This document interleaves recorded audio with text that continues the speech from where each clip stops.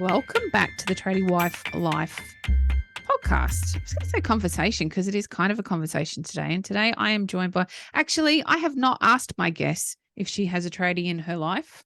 And we're not talking about the trades today. We're talking about something a little different and a journey through business that came from a personal need, I think I would say, from the little chat that we had off air. Angelique from the Midnight Gang, welcome to the show. Thank you for being here. Thanks for having me. Absolute pleasure. Angelique, can you tell us a little bit about your company and how it began? I think that's the simplest way. Let's start with why it began and how that has eventuated for you. Sure. Well, just a little side note. I do have a tradie in my life. My Yay! husband is a carpenter. I love And that. so I'm tradie wife life for sure. But anyway, so I own the Midnight Gang and I'm the founder of this business as well. And I started about 6 or 7 years ago when my eldest was ditching the nappies at night. And I noticed that there was nothing out there that I could put on her bed that was making bedtime changes, in the middle of the night easy. We were stripping the bed and trying to find sheets in the middle of the night, and everyone was standing there cold and wet. And I thought there has to be a better way. And so that's really how the business started. And I think the thing that set us apart was there were some products out there, but they looked very sterile and very medical kind of looking. And she was 5, so she was aware what was on her sheets and her bed. And so I thought, I wonder if I could make them look really beautiful and look like just a regular sheet. So that's kind of our point of difference that we started with, something that looked really beautiful, but had the practicality of being waterproof as well. That's fantastic. I'm going to out myself because my youngest is 19. So this is a long, long time ago for me. However, I remember it like it was yesterday, and because it was always in the middle of winter when it's freezing cold and you can't find what you need and you don't know what's going on. And then I can also really distinctly remember what that meant in terms of, it was almost like a pressure for my kids when it's a normal developmental stage that all kids go through. They have to learn and understand.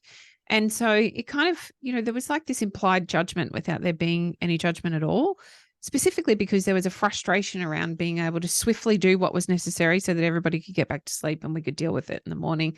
So I love the idea. And I also really love the idea of it being not only practical, but beautiful. I think it's an exceptional, I guess, almost confirming opportunity for the kids as they work through that journey of learning what that all feels like for them. And everybody's so different.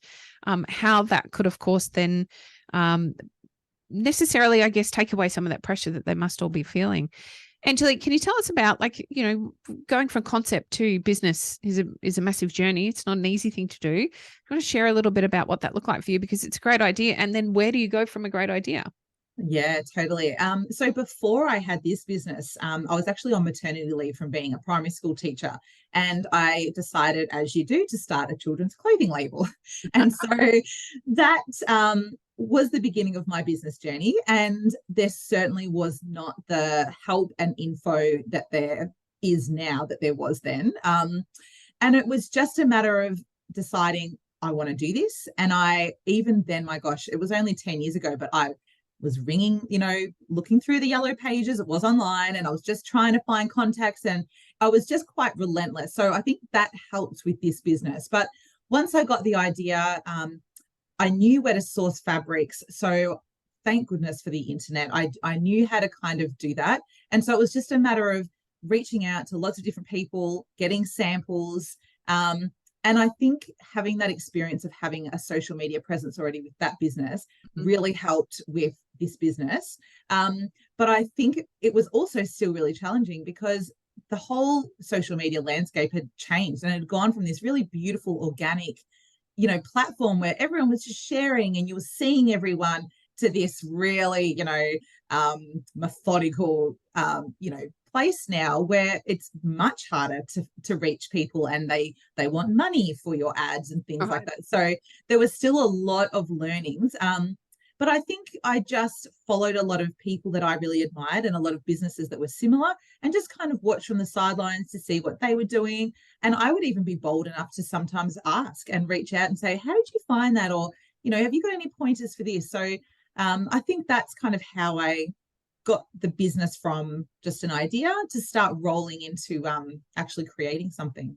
It's fantastic. And having, as you say, that little bit of experience does, I don't know that it makes it easier. Perhaps it's just a little smoother because you know where to look or how to talk about some of the questions that you might have or some of the directions you might to go in. Having those conversations for the first time can be really daunting as well. And I love that you mentioned that there was almost like a community of support for you in other like-minded business owners that were doing something similar that you could draw on. So can we talk about the marketing a little bit? Because social media is a tricky area and is an area that we see lots of our tradies delve right into and, you know, dabble with almost. Some do it really successfully, others don't. There tends to be a real misconception around why it can or can't work. And I'd love to know, Angelique, if that's worked really well for you, can you tell us about how that's worked for you and what you think the success of that has been you could contribute it to? I think for me, the most successful social media network we use is Instagram. That seems to be kind of where our target market hang out. And I think what's made it most successful for me, because it is really successful, is I am the face of my business. So when people come to my page and they watch my Instagram stories, particularly, it's just me talking about mum life, talking about recipes, things that are relatable to my customers so that they can see there is just a mum behind this brand. And they come not for my products, but for me to see what's she posting today or what funny meme is she posting that's relatable. And they know it's consistent with every time they come to my page, they know what they're going to get. They know I'm not going to be someone shouting political things or I'm not going to be doing this, but they know what to expect. And I know that because they will reply to my stories so conversationally, like they know me, or even send me things going, oh, I thought of you today and I thought you might like this. And that just shows how much I am being genuine and showing myself. And I think people really, really appreciate that because I very, very rarely do I even talk about my products. I'm always just talking about myself, my life, things that I know are relatable. And I think that really resonates with people because you get sold so many things. You know, there's advertising everywhere. So I think just still being front and center in people's minds, but in a really relatable way, I think that's what's worked really well for me. You're absolutely right. Most businesses can't sell on social media. It doesn't work, and it doesn't work because we are oversold everywhere that we go. Retail is one of the only areas that can do potentially well, and even they struggle, unfortunately, with traditional selling on social media. And so it's about improving the know, like, and trust. Because if they know you and they like you, they almost immediately trust you. And that's the missing ingredient that so many of us have when we go to purchase. And I know that sounds really far-fetched when you think about some of the big corporations. I'll name them: Telstra, Woolworths, Coles, those kind of bigger corporations. I don't trust any of them and I still purchase from them. However, when we're making a more personalized commitment to purchasing something from someone, we want to know, like, and trust the person or the company that we're buying from. So I think it's a great distinction that you've made there between selling and actually just allowing people to get to know who you are and sharing your frustrations and struggles. Because let's face it, bringing up kids is really frustrating and can be a huge struggle as well as being very rewarding as well. Angelique, is there any other kind of marketing or advertising that you have dabbled in with your business? So we do Google ads at the moment, but one thing I attended a free workshop during the week, and that's another thing I would say to anyone that does have a business is if you see any workshops that are free, yes, at the end they're probably going to try and sell you a course, but if it's free, say yes, because every single time I've done a workshop or a masterclass or whatever it is, I've at least come away with something for free, and it's made me think about things, and it's then led to other decisions. So I would recommend that if you do see things, just say yes. So the one I did the other week was talking about Facebook ads, and we did try Facebook ads, but with an agency. And we waited a few months and we were like, nah, this is not working. It's costing so much money. And we stopped doing it. But when we went to this workshop during the week, and I know we get told a lot of the time to outsource. But this lady was, she's the owner of a huge company, actually. They're extremely successful. And she was saying she does all her own Facebook ads. And it kind of, we were like, my husband and I looked at each other and we're like, everyone tells you you're the business owner. You shouldn't have to do that. Outsource. And she said, you can outsource, but if you do, you have to be on their back and checking what they're doing at least 3 times a week. Mm-hmm. And then it made us think about it. We thought, wow, we were sitting back trusting that this agency were going to run it for us. And the other thing was we would open the ads and they would run through it maybe once a month with us. It was like another language to us. We had no idea. So she could be telling us anything. And we're like, okay. So this lady was just saying, take the time, even it might be a couple of hours, but take the time to learn about the metrics, what the words mean, what all the numbers mean, so that even if you really can't do them and you do need to outsource them, you know exactly what's happening and you can question them and you can be on them to make sure they are actually working for you. Because the common theme in that group of everyone that was watching was, yeah, we've tried an agency, same thing, spent a fortune and got nothing for it. So that was a huge takeaway for us. I love that. I think it's really important to understand anything that you're investing money in. It doesn't matter whether it's a coaching program or it's advertising or it's you want to understand what's going on with your home loan when you get a home loan. Like, we should have a level of clarity and education around what we're embarking on so that we can understand it and then therefore check where we need to check. I am a great advocate for outsourcing, but we want to outsource the right kind of stuff. We have, as business owners, the opportunity to do the stuff that can, we probably relate it to like the $200 task rather than the $50 task. I'm not going to enter stuff into Xero. I just don't have time or the need to do that. Yeah. I know some ladies really enjoy it, and I think that's really important, and for sure do the things that light you up. However, that's a task that I can very comfortably outsource. We at Tradies and Business and Tradie Wife Life, we outsource our marketing, but we work with an in-house team. We do it. We work really closely with them. Yeah. And a lot of the content we curate ourselves anyway, because like you, we need to be the face of the brand. So I think some of that stuff, it can be, we attach to the bits we want to hear sometimes, and the throwaway nature of saying we need to outsource becomes really attractive because it's another thing we don't have to do. And yet it's one of those areas that we have a really key responsibility to our business to ensure that we at the very least understand what's going on. Yeah. Angelique, business is hard. It's like raising kids. It's all very challenging at times. What kind of opportunities have you found to be super valuable? You spoke about the opportunity for free training at times. Are there other areas that you found a great lot of value in? We've started to do a lot of collaborations with other like-minded brands. Mm-hmm. And I think that's been really, really powerful for us, because it firstly means that we're building relationships with other people in our industry who are in the same position. You know, they own their own business. They're on their own as well. And so you build this little kind of community.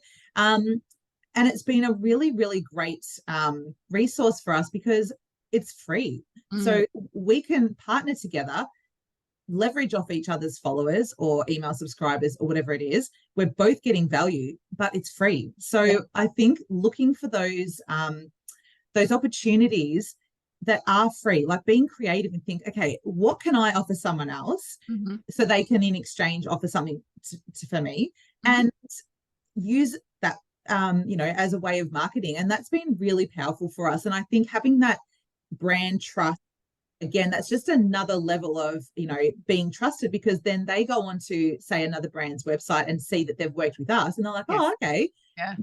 And so it just builds that trust. Or even seeing, like, I now have a section on my website called Brands We Love. And anyone I've done a collaboration with, I put them on there so they can go on there and be like, oh, wow, they've worked with some really good companies. Yeah. And again, it just builds that trust. So that's been something we've been doing that's been working really well, because, as I said, it's free. So we're just trying to see how we can be creative and what we can do, rather than just, let's put money into that. Let's pay for that ad. Let's pay for this. And it's been a really lovely community building experience. Fantastic way to network. Absolutely. Yeah, for sure. Because you just, until you open a door, you've got no idea what's going to be behind it and what opportunities might come with that. We've got some tradies, and typically tradies, when we talk about collaborating, they're like, huh, what, how? And yet it can be done really, really well. We have a builder, a landscaper, and a plumber that are all based on the Central Coast of New South Wales, and they regularly collaborate and work together. And it's quite simply just through, it's almost a referral setup that they have. And there's no money exchange. It's just they're a great bunch of people that like working together. And so when the plumber goes to site and they see that they need a deck, they say, oh, we've got a landscaper that we know and trust and have worked with before. Would you like us to do an introduction or something similar? So it can be done on, I think often we look at social media and think, oh, that's the only way you can do a collaboration. That's rubbish. You can do it in any kind of business setup or structure. So I think that's a fantastic tip that you've shared. Angelique, is there anything you don't like about running a business? I think for me, I being the entrepreneur, I'm the creative personality. So I get very distracted very easily. And I find that's quite difficult when there are tasks that I have to do, but there's something else that's more exciting and I go and do that. And I find it hard to kind of stay on track and do the boring stuff that has to be done as well. So I think that's probably the hardest thing for me, but I'm really lucky to have the support of my husband, and he actually works 1 day a week on the business with me, and it's been amazing. And the plan is to increase that, but at the moment it's 1 day a week. And so he's the one that every Friday after work, he's like, okay, it's time for our weekly meeting. And every single time I roll my eyes at him and I'm like, oh, and every single time at the end of the meeting, I'm like, thanks, Robbie, that was really good. And I'm always so thankful that because he's the details guy. He's the guy that likes numbers and the details. And so I need someone like him in the business be on track and to keep these things. And we plan the week ahead on a Friday. So once we close the meeting on a Friday, my whole week ahead is planned. If it wasn't for Robbie doing that, there is no way I'd do it. I'd be like, oh, I'll do it Saturday or maybe Sunday. And I'd get to Monday and be like, oh my gosh, what am I doing today? So it's been so helpful having someone who completes my circle, I guess, in terms of personality type to keep me on track with not getting too distracted. Yeah, you guys are a great couple. Well done. Yeah, it works well. Oh, incredible. I want to talk about the variety of uses for your product. So, we've spoken very much about your child and how that's sort of where the idea started, but it's not the only way your product can be used. And I think it would be a disservice of me not to talk about the product as a whole and how else it could be used. Angelique, would you like to talk us through that, please? Oh, thanks. Yeah. So as I said at the start, so it's actually a bed pad. So it goes on top of the fitted sheet with wings that tuck underneath and you sleep on top of that. And so if typically there's an accident, then you pull it off and all the sheets stay dry. You don't have to strip the bed. But I've actually got a funny thing on my Instagram where I share reason 182 to use your bed mate. And the other day, the funniest one was my husband was doing his own suspension on his car. And so he had it under the car for all the oil that was leaking out. So that was one of them. But typically we sell them. So we've now gone from kids who wet the bed to kids who have disabilities who are older who wet the bed because obviously with their disability, they're teenagers or adults, to families who their children have such severe disabilities that they're not actually aware of what's on their bed, but the parent is. And so it makes them feel really nice knowing that their child's bedroom doesn't look like a hospital room, that they can have these beautiful products on their bed. To gastro, the amount of people who buy them just to have them in the cupboard for when gastro hits, because a towel is not going to cut it. It'll catch the chunky bits, but not the wet bits that go through. We've had blood noses. We've got women who use them that have endometriosis. That's been a huge one.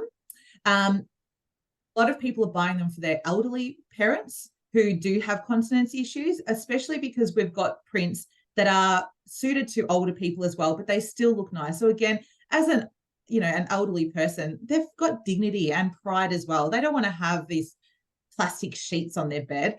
So there's so many different reasons that people can use them. And we've just released waterproof doona covers. And again, originally they were just for wetting the bed, but they also protect your doona from dust mites and allergens, spilt drink bottles, lots of things as well. So we're really seeing a broad range of use. And a lot of women are actually buying them in case their waters break, for leaking breast milk. Yes. Yep, I used it the other day when I was tanning my daughter for her dance comp. So there really are many uses. That's absolutely fantastic. Angelique, what's next for you and the Midnight Gang? Well, I think the next thing for us is just to continue to grow so that we can bring my husband to the business more. And the reason that's so important too is because that's what's going to give us more freedom. And especially for him, who, like a lot of people who have their own business, especially in the trades, his body's sore and he's getting tired, and he's been working early hours to late days, big days for a long time. And, especially during COVID, I think that made a lot of people realize the importance of family and being around. And I think the more that he can work with me on the business is going to mean we have more freedom and we can set our own days and our own holidays and aim to take our kids away and not to be, stay put with other people's businesses and, be dependent on their work that's coming in for him, that he can call the shots more. So I think ultimately it would be incredible to have both of us full-time on the business. So that's what we'll just keep working towards. And yeah, I think just that balance, that work-life balance that everyone dreams of, that's the thing that's keeping us motivated and going. That's fantastic. I love it. Angelique, thank you so much for joining me today. It's a really interesting journey. It's amazing how you can take, just a daily inconvenience and turn it into a fantastic business that is not only serving you and your family, now it's also creating an opportunity for your husband to jump in and join you in the business. Well done, you. Oh, thanks so much. Absolute pleasure. Now, where can our listeners find out more about you should they like to inquire about what you're up to and some of your products, Angelique? So themidnightgang.com is our website, and you can find us on Instagram at the Midnight Gang as well. And I'm always happy to, even if people want to reach out and talk about business or ask about business or anything like that, I'm always happy to have a chat as well. So feel free to reach out, send me a DM or anything, and I'm always happy to chat. That's great. Thank you so much for being here. I appreciate your time. My pleasure. Thanks for having me.